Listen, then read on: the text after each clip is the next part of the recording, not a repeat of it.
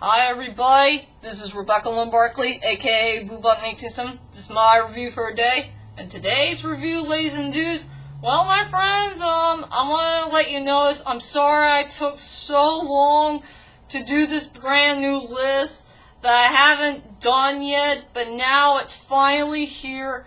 At long last, I'm finally going to do that, the most biggest top 5 list that everybody has been waiting for. If all of you, or some of you, are really a big fan of this fantastic young man who can really sing, and he knows how to sing perfectly while he's performing on stage. So anyway, ladies and dudes, here he is.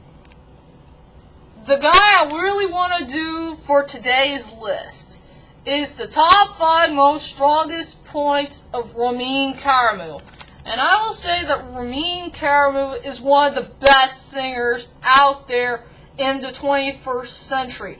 I think Ramin Karimloo is a lot better of a singer and a performer, and way better of an artist than those awful artists that we got right here, right now in America. The ones that we have right here in America were frickin' awful, and they need to be ashamed of themselves by calling themselves artists for bringing so much negative signs going on to this world. But as for Ramin Karimloo, this is a guy who did bring such good positive signs, and I just wish that he should come here to America and perform for us all, if you know what I mean.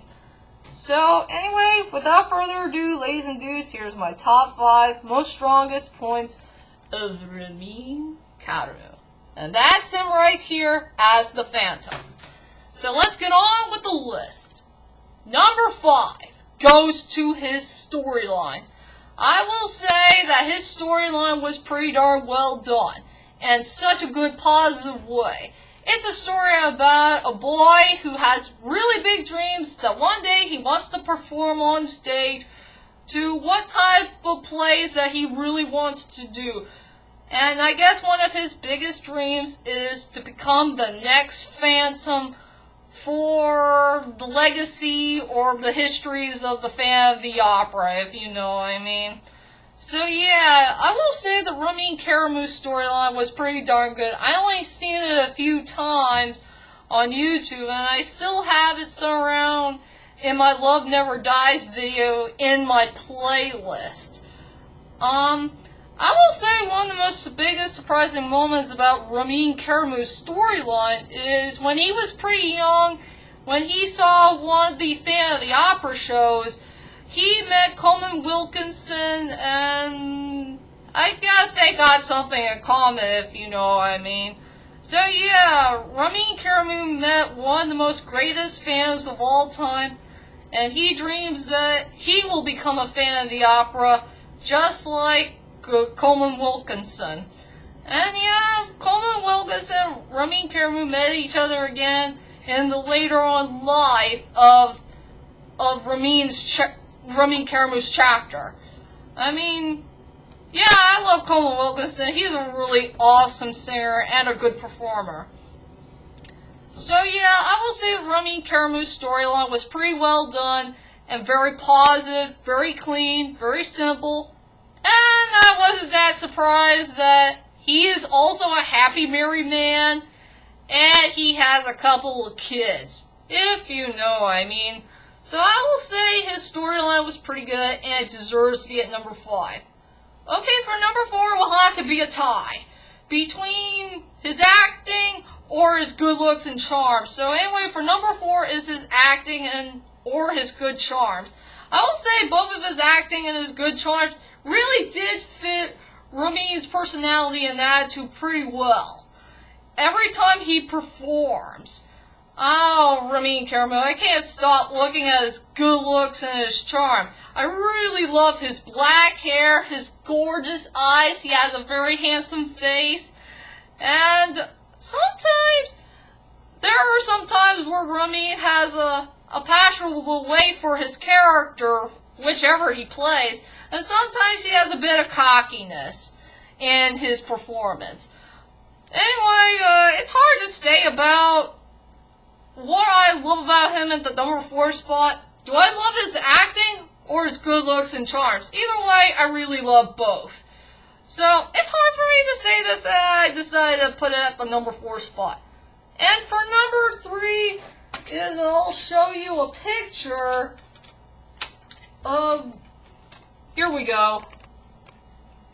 If you guys look very carefully, for the number 3 spot is that Ramin Karimloo's most strongest connection that he ever had is with this beautiful woman named Sierra Bogus.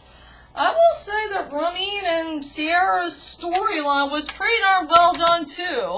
I mean, Ramin had a really strong connection with this woman, and I really like to see them working together when they play Christine and the Fam for both of these shows, A Love Never Dies or the 25th anniversary edition of the Phantom of the Opera. And also in real life, they always like to perform together or make jokes or, just normal human being stuff. And to tell you the truth is, in real life, I just wish that Ramin and Sierra should have been a couple, because every time I watch a couple of videos here and there, every time they do an interview or they like to sing together backstage or whatever they want to do, I really saw a really strong connection between those two. And they have no idea what the heck they're missing from their lives. I mean, are they truly in love, or maybe they just want to be friends in real life? Tell you the truth is, I really want to see them as a couple.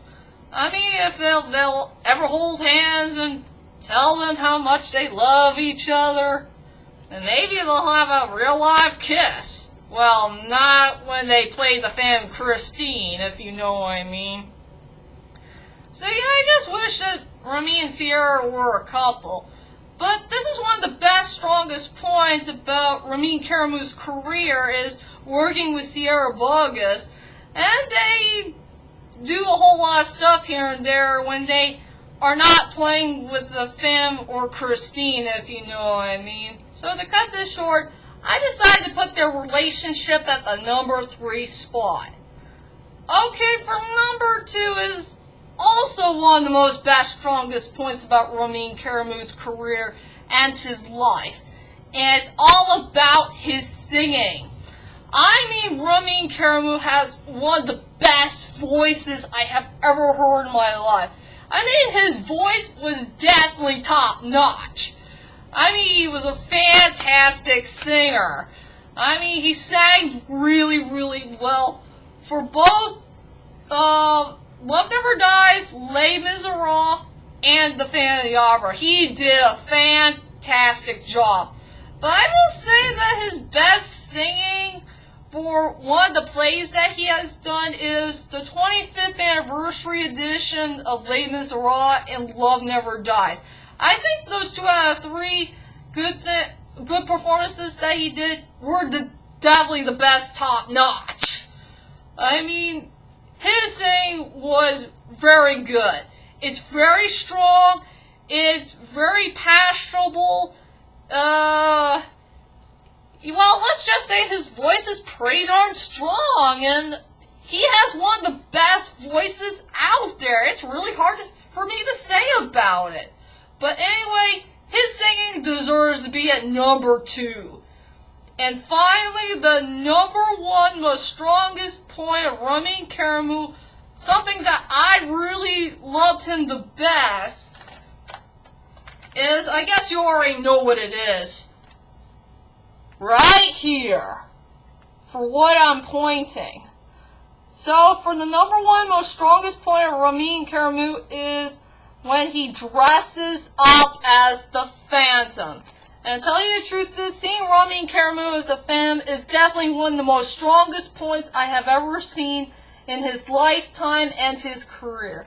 I mean, Ramin Karimloo deserves to be one of the best Phantoms of all time. I mean, he is my second favorite Phantom after all. After all, Gerard Butler is definitely my first one because he's a bad A-word Phantom. But as for Ramin Karimloo, well, I will say he's somewhat of a bad A-word Phantom, but not as top-notch as Gerard Butler. But there were only three things I love Ramin Karimloo when he plays the Phantom. Just three things. One, he is pretty cocky in some ways here and there. I do like his cockiness for the 25th anniversary edition of the Phantom of the Opera. There were some cocky moments here and there. Maybe it's his cocky laugh. I'll never forget his cocky laugh. He had a really good cocky laugh in a good way. Well, he's one of the best fans out there who does have a bit of cockiness. Second part is his pride. He has such full pride for himself, or maybe when he sings, or the part where he created so many music for many, many years to come, I guess. But the third reason I really love Ramin Karimloo when he dresses up and acts like a Phantom is he has full of great passion. And it's really hard for me to explain about his passionableness. Maybe it's the way that he sings, or he has feelings with Christine, but at least he has good feelings of becoming and acting like a Phantom. Something I'll never forget, I guess. And most of all, another thing I love about Ramin Karimloo when he dresses up as a Phantom is, no matter what, he will always remind me of Vegeta from Dragon Ball Z, because I think Ramin's Phantom and Vegeta has something in common, only 2 out of 3 things. They're both cocky, and they have such full pride. I mean, no matter what, Ramin Karimloo will always be my Vegeta. Every time he sings and performs. I like to call Ramin Karimloo Vegeta all the time when he performs, if you know what I mean.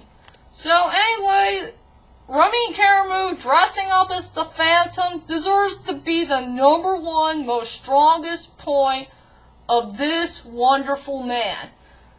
And that is it. That is my top 5 most strongest points of Ramin Karimloo. I hope you enjoyed this list. And tell me, what is your most strongest points of Ramin Karimloo? If you guys are such big fans of this guy. Or if you never heard of him, you better check out the 25th anniversary edition of either Les Miserables, The Phantom of the Opera, or Love Never Dies. Please check him out. He's one of the best singers out there. And definitely a way better singer than all the artists that we have right now that's full of crap.